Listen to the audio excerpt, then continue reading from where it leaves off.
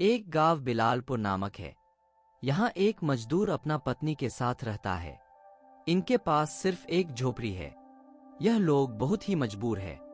आधा पेट खाकर गुजारा करता है, कभी कभी भूखा रह जाते थे।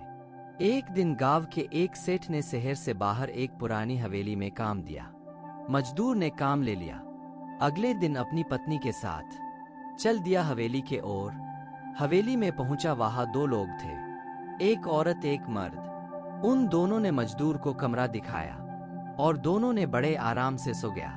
सुबह हुआ तो मजदूर अपना काम में लग गया और मजदूर की पत्नी हवेली घूमने लगी और ऊपर के फ्लोर में गई। देखी एक कमरा बंद है।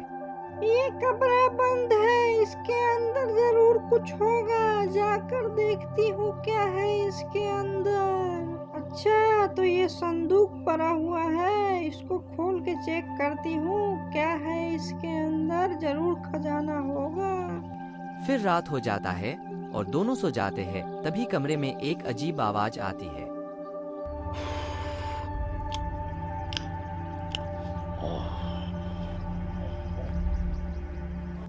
अरे यह कैसा आवाज आ रहा है? उठो उठो, जरा सुनो। क्या है? क्यों इतनी रात को शोर मचाए हो? सोने दो हमको, ढंग से सोने भी नहीं देते। हाँ ठीक है, तुम सो जाओ, अपनी नींदें पूरी करो। फिर मजदूर वहां से उस आवाज की ओर जाने लगता है।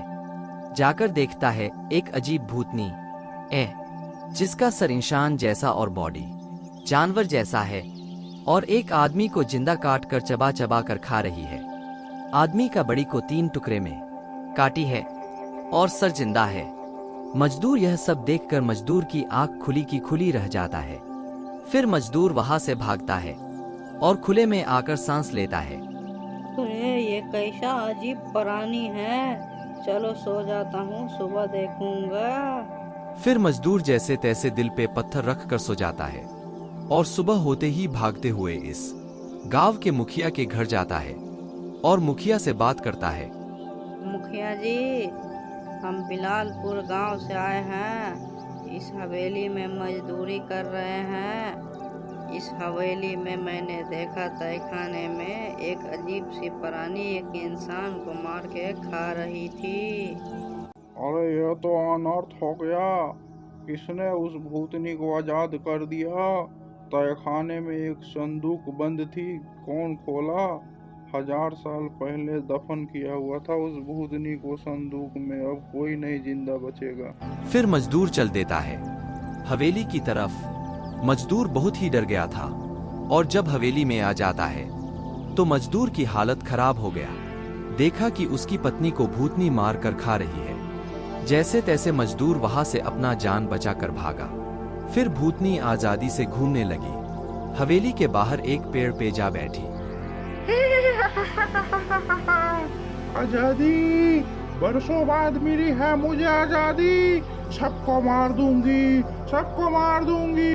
फिर भूतनी वहां से गांव की और रात में जाती है और गांव वालों से यह कहती है। गाँव वालों, अब तुम लोग देखो मेरा तमाशा। मैं किसी को नहीं छोड़ूंगी, पूरे गांव को शमशान में बदल दूंगी। फिर गांव वाले अगले सुबह सभी जमा होते हैं और भूतनी से कैसे छुटकारा पाया जाए इसकी प्लानिंग बनाते हैं। जंगल के बाहर जो लाल परी है, अब वही हमारी मदद कर सकती है। कोई जाओ उसे बुलाने। हाँ, मैं जाऊंगा।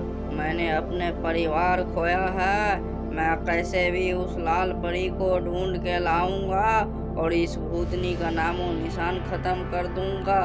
फिर मजदूर निकल जाता है उस लाल परी की तलाश में। जंगल में महीनों भटकता रहा लाल परी की खोज में। आखिर एक दिन जंगल में एक घर दिखाई दिया और मजदूर ने देखा कि एक लाल कपड़ा में एक खूबसूरत लड़की है।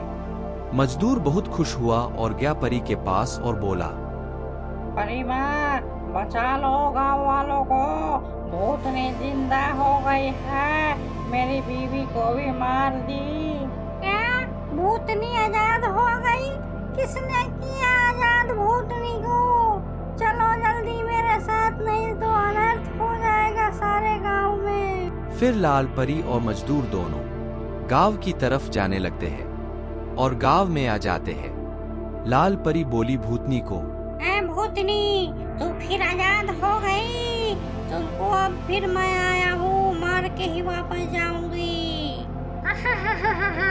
लाल परी, मैं तुझसे अब डरने वाली नहीं हूँ। मैं तेरा खून पी जाऊंगी। लाल परी, भागो तुम यहाँ से।